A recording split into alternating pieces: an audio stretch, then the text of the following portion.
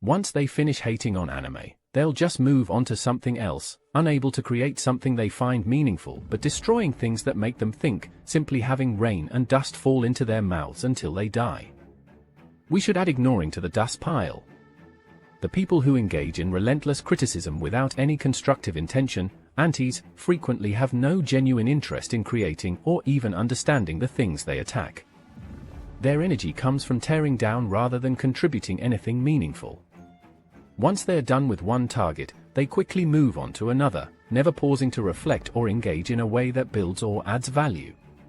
Their entire purpose amounts to the act of destruction, a cycle of negativity that doesn't bring them closer to meaning or understanding, but simply perpetuates dissatisfaction. To engage with these individuals directly is futile because, at their core, they aren't seeking to understand or discuss, they're seeking an outlet for their own frustration or boredom. Ignoring them is a powerful way to preserve energy and maintain focus on the things you value. Adding their actions to the dust pile, letting them disappear as inconsequential noise, is a way to acknowledge that their criticisms are as empty and fleeting as the dust that settles briefly before being swept away. Such is the nature of life and death. In the end, those who find purpose in destruction will be left with nothing but the dust and rain that they've allowed to fill the space where meaning, creativity, and genuine connection could have grown. By choosing to ignore these voices, you're choosing to nurture what matters to you and to let their noise settle into insignificance.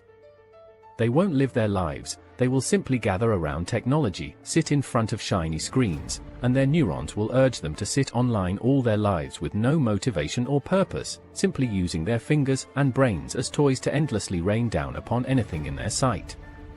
Critics are driven by a restless impulse to tear down rather than create, fixating on what others value instead of pursuing or contributing to something meaningful. This cycle of negativity feeds itself, substituting creation or genuine dialogue with endless criticism.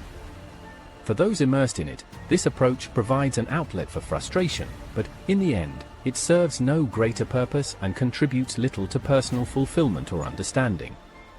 Their words may feel impactful for a moment, but, like dust, they settle and are soon forgotten, unable to leave a lasting mark.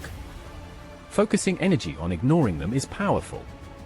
While they are consumed by their own emptiness, those who build, create, and genuinely connect can continue developing what they value.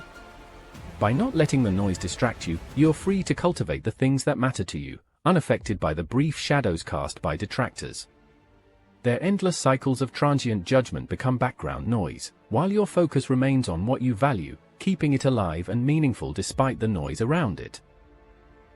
The cycles of self-imposed dilemmas, crises, and the energy spent on avoiding reality reflect the privileges afforded by modern comfort.